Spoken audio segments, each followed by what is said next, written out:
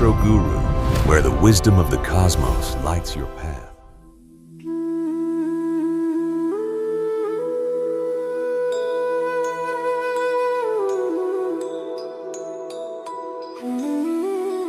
നമസ്കാരം. ഇന്ന് നീം കരോളി ബാബ ചില സാഹചര്യങ്ങൾ ഇവിടെ പരാമർശിക്കാനാണ് ഉദ്ദേശിക്കുന്നത്. പ്രത്യേകിച്ച് ആത്മീയമായിട്ടുള്ളൊരു ബന്ധമുള്ള ആത്മീയമായിട്ടുള്ളൊരു കണക്ഷനുള്ള ഒരു വ്യക്തി ആയതുകൊണ്ടാണ് നമ്മുടെ ചാനലിൽ കൂടെ നീം കരോളി ബാബ എന്ന് പറയുന്ന ഇത്ര ഫേമസ് ആയിട്ടുള്ള ഒരു വ്യക്തിയെ പറ്റി പരാമർശിക്കും. കേരളത്തിൽ ഇദ്ദേഹത്തെ പറ്റി അധികം അറിവില്ല. പക്ഷെ വലിയ വേൾഡ് ഫേമസ് ആയിട്ടുള്ള ഒരുപാട് ആൾക്കാരെ ഇദ്ദേഹത്തെ വിസിറ്റ് ചെയ്യാൻ പോയിട്ടുണ്ട്. അപ്പം അതിൻ്റെ ഒന്ന് ടച്ച് ചെയ്ത് ഏകദേശം ഒരു രീതിയിൽ ചുരുങ്ങിയ രീതിയിൽ നമുക്കൊന്ന് നോക്കാം. അതിനു മുമ്പ് ഇദ്ദേഹം എങ്ങനെ ഫേമസ് ആയി, എങ്ങനെ നീം കരോളി ബാബ ആയി എന്നുള്ളത് നമ്മൾ ഒന്ന് മനസ്സിലാക്കണം. പഞ്ചഭൂതങ്ങളെ പോലും കൺട്രോൾ ചെയ്യാൻ അല്ലെങ്കിൽ അതീന്ദ്ര ശക്തികളെ കൺട്രോൾ ചെയ്യാൻ കഴിവുള്ള ആളാണ് നീം കരോളി ബാബ. മാത്രമല്ല ഹനുമാൻജിയുടെ ഒരു പുനരവതാരമായിട്ടും കണക്കാക്കുന്നുണ്ട്. പ്രത്യേകിച്ച് ഇവിടെ ഇദ്ദേഹത്തിന്റെ ഹനുമാന്റെ ആയിട്ടുള്ള ഒരു ഭക്തി അല്ലെങ്കിൽ ഹനുമാന്റെ ആയിട്ടുള്ള ടെമ്പിൾ അമ്പലങ്ങൾ വെച്ചിട്ടുണ്ട്. ഏകദേശം 100-ൽ കൂടുതൽ ആശ്രമങ്ങൾ ഇന്ന് ലോകത്തിന്റെ പല ഭാഗത്തായിട്ട് ഇദ്ദേഹത്തിന്റെ പേരിലുണ്ട്. അതിൽ പലതും ഇദ്ദേഹം ജീവിച്ചിരുന്നപ്പോൾ തന്നെ വെച്ചതാണ്. പക്ഷെ അത് കഴിഞ്ഞിട്ട് വേൾഡിന്റെ പല ഭാഗത്തും ഈ ഇദ്ദേഹത്തിന്റെ അനുയായികൾ അമ്പലങ്ങൾ കാര്യങ്ങൾ വെച്ചിട്ടുണ്ട്. ഇദ്ദേഹത്തെ സന്ദർശിച്ചിട്ടുള്ള ഫേമസ് ആയിട്ട് വ്യക്തികൾ എടുത്തു പറയാൻ നോക്കിക്കഴിഞ്ഞാൽ തന്നെ സ്റ്റീവ് ജോസ് എന്ന് പറഞ്ഞാൽ ഐഫോണിന്റെ ഫൗണ്ടറാണ്.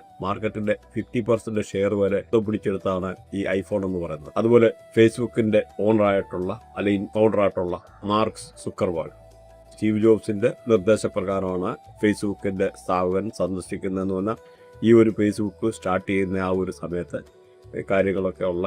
അപ്പോൾ ഇവർ രണ്ടുപേരും ആശ്രമത്തിൽ പോയിട്ട് ദിവസങ്ങളോളം താമസിച്ചതായിട്ടുള്ള ചരിത്രങ്ങളുണ്ട്. അതുപോലെ ലാറി പേജ് ഗൂഗിളിന്റെ ഫൗണ്ടറാണ്, ഈ ആശ്രമത്തിൽ പോയിട്ടുണ്ട്.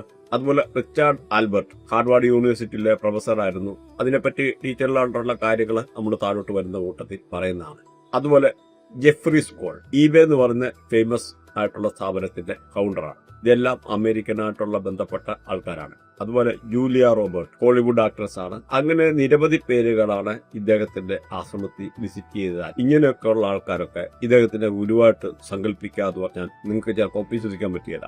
എങ്ങനെയാണ് ഇദ്ദേഹം ലോകപ്രശസ്തനാകുന്നത്? അങ്ങനെ കുറെ കാര്യങ്ങളൊക്കെ നമുക്ക് ഇവിടെ അപഗ്രഥിച്ചു പോകേണ്ടി വരും. ഉത്തരാഖണ്ഡിലെ കൈഞ്ചി എന്ന ഗ്രാമത്തിൽ സ്ഥിതി ചെയ്യുന്ന ഒരു കൊച്ചു ആശ്രമത്തെ പറ്റിയാണ് നമ്മൾ ഇന്ന് സംസാരിക്കുന്നതെന്ന് മനസ്സിലാക്കാം. ഇന്ത്യയിലെ ഒട്ടനവധി ആശ്രമങ്ങളുണ്ട്. എന്നിട്ടും എന്തുകൊണ്ട് ഈ ഒരു ആശ്രമം ഇങ്ങനെ വേറിട്ട് നിൽക്കുന്നു എന്നുള്ള കാരണം കൂടെ അപ്പം നമ്മൾ പരിശോധിക്കേണ്ടതുണ്ട്. പ്രത്യേകിച്ച് എടുത്ത് പറയാനാണെന്നൊരു ലോകത്തിലെ പല ഫേമസ് ആയിട്ടുള്ള ആക്ടേഴ്സും അല്ലെങ്കിൽ ഫേമസ് ആയിട്ടുള്ള വ്യക്തികളും വന്നു പോകുന്ന ഒരു സ്ഥലം, അതിലുപരി ശതകോടീശ്വരന്മാർ വന്നു പോകുന്ന ഒരു സ്ഥലം. അപ്പൊ ഈ ഒരു ആശ്രമത്തിന്റെ ആ ഒരു ഇമ്പോർട്ടൻസ് നിങ്ങളൊന്ന് മനസ്സിലാക്കും. ഉത്തരാഖണ്ഡിലെ കൈഞ്ചി എന്ന ഗ്രാമത്തിൽ സ്ഥിതി ചെയ്യുന്ന നീം കരോളി ബാബ ആരാണെന്ന് നമുക്ക് ഇവിടെ ഒന്ന് പരിശോധിക്കാം. 19th സെഞ്ചുറി ഏകദേശം 1990-കളിലാണ് ഇദ്ദേഹത്തിന്റെ ജനനം. ഫിറോസാബാദ് ജില്ലയിലെ അക്ബർപൂർ എന്ന ഗ്രാമത്തിലാണ് ഇദ്ദേഹത്തിന്റെ ജനനം. ഒരു ആധുനിക ബ്രാഹ്മൺ കുടുംബത്തില് ജനിച്ചു വളർന്നു. ലക്ഷ്മി നാരായണ ശർമ്മ എന്നായിരുന്നു പേര്. ഇദ്ദേഹം കൊച്ചിലെ മുതൽ ഒരു നാടോടിയായിരുന്നു. അലഞ്ഞു തിരിഞ്ഞ് നടക്കുന്ന ഒരു സ്വഭാവം. അങ്ങനെ കൊച്ചിലെ തന്നെ ഇത് അച്ഛനും അമ്മയ്ക്കും മനസ്സിലാക്കിയിട്ട് ഒരു 11ാമത്തെ വയസ്സിലൊക്കെ ആയപ്പോഴത്തേന് പിടിച്ച് കല്യാണം കഴിച്ചു. അങ്ങനെ ഒരു കുടുംബജീവിതം നയിച്ചുകൊണ്ടിരിക്കുന്നതാണ്. അവിടുന്ന് പിന്നെയും ഇദ്ദേഹം ഈ ആത്മീയപാതയിലോട്ട് തുടർന്ന് പോവുകയായിരുന്നു. പിന്നെയും ഇദ്ദേഹത്തിന്റെ അച്ഛന്റെ നിർദ്ദേശപ്രകാരം അല്ലെ നിർബന്ധപ്രകാരം പിന്നെയും കൂട്ടിക്കൊണ്ടുവന്നു. അങ്ങനെ അദ്ദേഹം കുടുംബജീവിതം നയിക്കാൻ തീരുമാനിക്കുകയും 3 കുട്ടികൾ പിറക്കുകയും ചെയ്തു. 2 ആൺകുട്ടികളും ഒരു പെൺകുട്ടി. അങ്ങനെ കുറച്ചു കാലത്തെ ഫാമിലി ജീവിതമായിട്ട് കഴിഞ്ഞിരുന്നെങ്കിലും പിന്നെയും അദ്ദേഹം ഈ പറയുന്ന ആത്മീയപാതയിലേക്ക് തിരിയുകയാണ്. 1958 അദ്ദേഹം വീട് വിട്ടിറങ്ങി. പിന്നെയും സന്യാസി ജീവിതത്തിലേക്ക് പോയി. അപ്പൊ ഈ ലക്ഷ്മി നാരായണ ശർമ്മ എന്ന് പറയുന്ന ഈ നീം കരോളി ബാബ എങ്ങനെ ഈ നീം കരോളി ബാബ എന്ന് പേരെങ്ങനെ വന്നു എന്നുള്ളത് രസകരമായിട്ട് ഒരു അനുഭവമാണ്. ഈ ആത്മീയ യാത്രയുടെ ഭാഗമായി അദ്ദേഹം ഒരിക്കൽ ഉത്തർപ്രദേശിലെ നീം കരോളി എന്ന ഗ്രാമത്തിൽ കൂടെ ട്രെയിനിൽ സഞ്ചരിക്കുകയുണ്ടായി. എന്നാൽ കയ്യിൽ ടിക്കറ്റ് ഇല്ലാത്തതിന്റെ പേരിൽ TTR അദ്ദേഹത്തെ വെളിയിലാക്കുകയും പിന്നെ ഈ ട്രെയിന് അവിടുന്ന് മൂവ് ചെയ്യാൻ പറ്റാതെ ഇരിക്കുന്ന ഒരു സാഹചര്യം ഉണ്ടായി. അങ്ങനെ ഇവിടുത്തെ ചില യാത്രികർ പറഞ്ഞു ഈ ബാബയെ അല്ലെങ്കിൽ ഈ സാധു സന്യാസിയെ ട്രെയിനകത്ത് തിരിച്ചു കയറ്റി കഴിഞ്ഞാൽ ട്രെയിൻ പോവും എന്നുള്ളതായിട്ടുള്ള ഒരു നിർദ്ദേശം പറഞ്ഞു. അങ്ങനെ ഏറ്റവും ട്രെയിൻ ഓടാതിരുന്ന സമയത്ത് ഇത് റെയിൽവേക്ക് അംഗീകരിക്കേണ്ടി വന്നു. എന്നാൽ നീം കരോളി ബാബ അതിന് വഴങ്ങിയില്ല. മാത്രമല്ല ഒരു ഡിമാൻഡ് ഇട്ടു, ഇവിടുത്തെ ജനങ്ങൾക്ക് സഞ്ചരിക്കാനായിട്ട് നീം കരോളി എന്ന ഗ്രാമത്തിൽ ഒരു റെയിൽവേ സ്റ്റേഷൻ സ്ഥാപിക്കണമെന്നും ഇതുകൂടാതെ ഇനിയും ഇങ്ങനെ സാധു സന്യാസിമാരുടെ ഈ രീതിയിലുള്ള പെരുമാറ്റം ചെയ്യുകയും ചെയ്യില്ലെന്നുള്ള ഒരു എഗ്രിമെന്റിലെത്തി. തുടർന്ന് ഈ ട്രെയിൻ ഓടുകയും ഈ പിൽക്കാലത്ത് ഇവിടെ റെയിൽവേ സ്റ്റേഷൻ വരികയും അങ്ങനെയൊക്കെയുള്ള കാര്യങ്ങൾ ഉണ്ടാകുകയുണ്ടായി. അതിൽ പിന്നെയാണ് ഈ ഒരു ഗ്രാമത്തിന് നീം കരോളി എന്ന ഒരു പേരും അദ്ദേഹത്തിന് നീം കരോളി ബാബ എന്നൊരു പേരും കിട്ടിയത്. എന്നാൽ ഇദ്ദേഹത്തിന് പല പേര്, ഈ നീം കരോളി ബാബ എന്നുള്ള പേരല്ലാതെ വേറെ പല രീതിയിലുള്ള പേരുണ്ടായിരുന്നു. അണ്ടിവാല ബാബ, ലക്ഷ്മൺ ദാസ്, അതുപോലെ ടിക്കോണിയ ബാബ, ചമത്കാരി ബാബ. ചമത്കാരി ബാബ എന്ന് പറഞ്ഞു കഴിഞ്ഞാൽ അത് വൃന്ദാവൻ ആശ്രമത്തിലൊക്കെ ഉള്ള ആൾക്കാരാണ് ചമത്കാരി ബാബ എന്ന് വിളിക്കുന്നത്. കാരണം ഇദ്ദേഹത്തിന് പല രീതിയിലുള്ള അത്ഭുത പ്രവർത്തനങ്ങൾ ചെയ്യാൻ കഴിയുന്നു. അതുകൊണ്ടാണ് ചമത്കാരി ബാബ എന്ന് വിളിക്കുന്നത്. അതുപോലെ ഗുജറാത്തിലെ നമുക്ക് പ്രശസ്തമായിട്ടുള്ള ഒരുപാട് ടൈൽ ഫാക്ടറി ഒക്കെ ഉള്ള മോർബി എന്ന് പറയുന്ന സ്ഥലത്ത് അവിടെ ഒരിക്കൽ വലിയൊരു വെള്ളപ്പൊക്കം ഉണ്ടായൊക്കെ ഒരു സ്ഥലമാണ്. അതുപോലെ ഇന്ത്യയിലെ ടോട്ടൽ ടൈൽ പ്രൊഡക്ഷൻ ഒക്കെ ഉള്ളതിന്റെ ഒരു മെജോറിറ്റി ഇവിടാണ് ഉണ്ടാക്കുന്നത്. അപ്പൊ ഈ മോർബി എന്ന് പറയുന്ന ഗ്രാമത്തിൽ തല്ലയ്യ ബാബ എന്നാണ് ഇദ്ദേഹത്തെ അറിയുന്നത്. അതുപോലെ മഹാരാജി എന്നുള്ള ഒരു പ്രശസ്തമായിട്ടുള്ള പേരിലും ഇദ്ദേഹം അറിയപ്പെടുന്നുണ്ട്. അങ്ങനെ നിരവധി പേരുകളിലാണ് ഇദ്ദേഹം ഇന്ന് പല വില്ലേജിൽ, പല ഗ്രാമത്തിൽ അറിയപ്പെടുന്നത്. ഇദ്ദേഹം ഈ ആത്മീയമായിട്ടുള്ള ഇതിന്റെ പേരിൽ ഒരുപാട് യാത്ര ചെയ്യുകയും പല സ്ഥലങ്ങളിൽ പോവുകയും ഒക്കെ ചെയ്തിട്ടുള്ളതാണ്. 100-ൽ കൂടുതൽ ആശ്രമങ്ങൾ ഉണ്ടെന്ന് പറയും. ഇതിനകത്ത് ഇന്ത്യയിലൊക്കെ നേരത്തെ ഉള്ള പല ആശ്രമങ്ങൾ നോക്കിക്കഴിഞ്ഞാൽ ഭൂമി ആധാർ, കുമേൺമല, ഋഷികേശ്, ഹനുമാൻ ഗർഗി, വൃന്ദാവൻ, ജോധ്പൂർ, ഷിംല, ഡൽഹി, മെക്സിക്കോയിലെ താവൂസ്, ലക്നൗ, നീം കരോളിലെ ആശ്രമം, അങ്ങനെ നിരവധി ആശ്രമങ്ങൾ ഇദ്ദേഹത്തിന്റെ പേരിൽ ഉണ്ടെന്ന് മനസ്സിലാക്കും. പിന്നെ 1964 ഹനുമാൻ ടെമ്പിള് ഡെവലപ്പ് ചെയ്തു. ഇദ്ദേഹത്തിന്റെ ഈ ഒരു കൈഞ്ചി ആശ്രമത്തിലെ ഹനുമാന്റെ ഒരു ഭക്തനും കൂടിയായിരുന്നു ഇദ്ദേഹം. അപ്പൊ ഈ ഒരു ഹനുമാൻ ടെമ്പിൾ ഡെവലപ്പ് ചെയ്തതിന് ശേഷം നിരവധി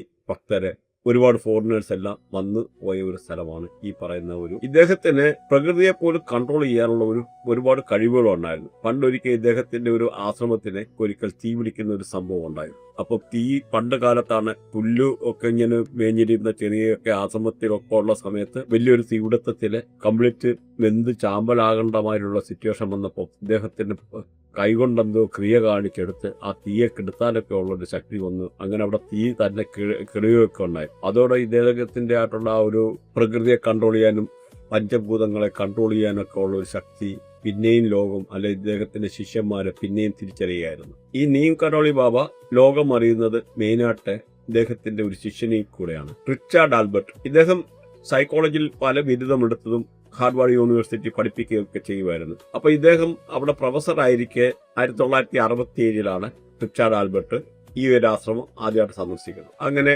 നീം കരോളി ബാബയെ സന്ദർശിക്കാനിടയാവുകയും അപ്പോൾ നീം കരോളി ബാബ ചോദിക്കുന്നു, താങ്കളുടെ അമ്മയെ പറ്റി ആദിയായിട്ടുണ്ടല്ലോ, അമ്മയുടെ അസുഖത്തെ പറ്റി ആദ്യ കൂട്ടുന്നുണ്ടല്ലോ.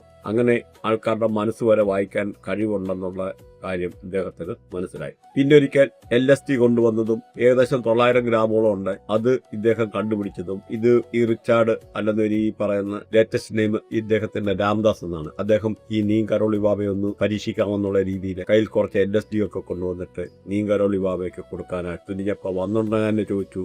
ആ മരുന്ന് കൊണ്ടുവന്നിട്ടുണ്ട്. ആ മരുന്ന് ഇങ്ങനെ അത് ഏകദേശം 900 ഗ്രാമോളം ഉണ്ടായിരുന്നു. ഈ മരുന്ന് മൊത്തം കഴിച്ചു തീർക്കുകയും ഒക്കെ ചെയ്തതായിട്ടുള്ള പല ഇവിടെ പറയുന്നുണ്ട്, പ്രതിപാദിക്കുന്നുണ്ട്. പിന്നെയും ഇദ്ദേഹം അത്ഭുത സ്തംഭനായി. അങ്ങനെ പിന്നീട് ഈ റിച്ചാർഡ് രാംദാസ് ആയിട്ട് US തിരിച്ചു പോന്നു. ഇന്ത്യൻ സ്പിരിച്വാലിറ്റി, യോഗ, ധ്യാനം, പിന്നെ ഈസ്റ്റേൺ ഫിലോസഫി, അങ്ങനെ പലതുമായിട്ട് ബന്ധപ്പെട്ട് പിൽക്കാലത്ത് ഇദ്ദേഹം പ്രവർത്തിക്കുകയൊക്കെ ചെയ്തിട്ടുണ്ട്.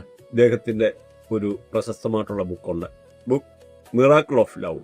അപ്പൊ ഇത് പല പ്രശസ്തരായിട്ടുള്ള US വ്യക്തികൾ വായിക്കാനും അങ്ങനെയൊക്കെ ഉള്ള സാഹചര്യത്തിൽ കൂടി ഇദ്ദേഹം വെസ്റ്റേൺ വേൾഡിലെ ഒരു പ്രശസ്തനാവുകയും ചെയ്തു. അപ്പൊ ഈ പറയുന്ന രാംദാസ് എന്ന് പറഞ്ഞ റിച്ചാർഡിന് ലോകാരോഗ്യ സംഘടനയിൽ പ്രവർത്തിക്കണമെന്നൊക്കെ ആഗ്രഹം ഉണ്ടായിരുന്നു. പക്ഷെ അതന്ന് സാധിച്ചില്ല. പിൽക്കാലത്ത് ഈ ആശ്രമത്തിലൊക്കെ വന്ന് അതിന്റെ ഭാഗമായിട്ട് പിന്നീട് ഇന്ത്യയിലെ കുഷ്ഠരോഗ നിർമ്മാർജ്ജനത്തിന് ലോകാരോഗ്യ സംഘടനയുടെ ഭാഗമായിട്ട് ഇദ്ദേഹത്തിനും ഇദ്ദേഹത്തിന്റെ വൈഫിനും ഒക്കെ പ്രവർത്തിക്കാൻ കഴിഞ്ഞിട്ടുണ്ട്. വൈഫിന്റെ പുതിയ പേര് ഏലിയ എന്നാണ് ഒഫീഷ്യൽ നെയിം. എന്നാലും പിന്നീട് ഗിരിജ എന്നുള്ള പേര് ഇന്ത്യൻ നെയിം സ്വീകരിക്കുകയും ഇവർ രണ്ടും ഈ ഒരു ആശ്രമത്തില് ഇതുമായിട്ട് വളരെ ബന്ധപ്പെട്ട വ്യക്തികളായിട്ട് മാറുകയുണ്ടായി. പിന്നീട് പ്രശസ്ത ജെഫ്രി മില്ലർ എന്ന പ്രശസ്തനായിട്ടുള്ള വ്യക്തിയും അതുപോലെ ജെയിൻ മിത്തൽ എന്ന് പറയുന്ന അമേരിക്കൻ മ്യൂസിഷ്യന് ഇദ്ദേഹം പിൽക്കാലത്ത് കൃഷ്ണദാസ് എന്നുള്ള പേര് സ്വീകരിക്കുകയുണ്ടായി.